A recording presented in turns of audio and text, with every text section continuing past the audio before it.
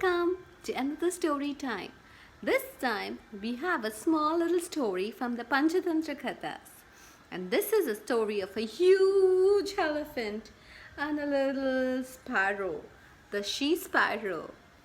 Now, in the forest, what do you find? You find huge trees, an n number of elephants and buffaloes and lions and tigers and tortoise. I wonder if they're still there in the jungle. Anyways, now this story is about long time ago when the jungle was robust with all kinds of animals and all kinds of beautiful birds and tall trees and small shrubs. A dear elephant went into the forest and had a big march. And late into the afternoon, he got tired. He decided to rest under a big banyan tree that had cool shades. Wow, he went to rest there.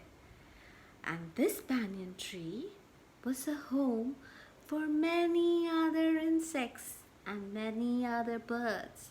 There were sparrows, woodpeckers, parrots and pigeons all living under this tree. Inside the branches, they had made their home. They built these nests and they had also laid some eggs. Now there was one sparrow family who had a sweet home, like yours too, and like your mom and dad take care of you. The sparrows busily took care of the little eggs that they had laid on the nest.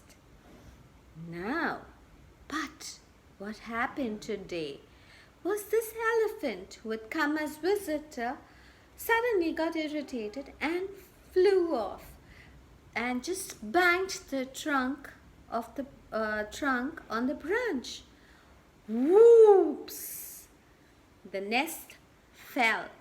Mrs. Sparrow lost all her children, but she survived. But she was uncontrollable. She lost her children, and that made her cry. She cried and cried, unconsolable she cried. All her other friends, that is the other birds from the tree, looked at her with pity. Her good friend or her neighbor, the woodpecker, came down flying and spoke to her to console her. But the she sparrow was adamant. She wanted to take her revenge. But the elephant was so big. How could she take the revenge? So they decided to go and visit their friend the fly. When they went to visit the fly, he said, it's so bad that the elephant could not take care of his anger. We need to teach him a lesson, but we're so small. How can we do it? Listen, I have a friend who's a frog. He just lives nearby. Let's go and meet him. Maybe he can suggest a good idea for us. So off they all went and visited the frog. The unconsolable, sobbing sparrow, when she told her story, the frog, the fly and the woodpecker made up their mind that they would help the sparrow take her revenge. So the frog made a plan. Interesting, isn't it? 3 small, 4 of them so small, and the elephant so big. They were about to take revenge with the elephant. Nothing is impossible, isn't it? So they hatched a plan. What they decided is the fly is going to go and make a humming sound near the ears of the elephant. What do you think the elephant would do? He would close his eyes and sway to the music of the fly. And when he closes his eyes, swoop comes the woodpecker and pecks on his eyes. Now what happens? He turns blind and he wants some water to splash on his face. So he starts searching for water. Such a huge animal walking all around and searching for a drop of water where he could find. At that moment, the frog croaks. Croak, croak. What is meaning of the frog croaking? Oh, the elephant thinks there's water somewhere here. So let me follow it. And he blindly follows the sound of the frog. And puck!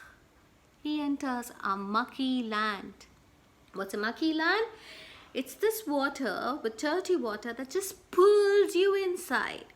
And so the elephant lays his leg, puck, puck, and goes deep inside the mucky land. Now, friends, what happens? The elephant is no more. He's drowned in the mucky land. And what happens? The sparrow, the fly, the tortoise, the frog and the woodpecker have taken their revenge. Mrs. Sparrow has avenged her child's death. Interesting, isn't it? But is it right?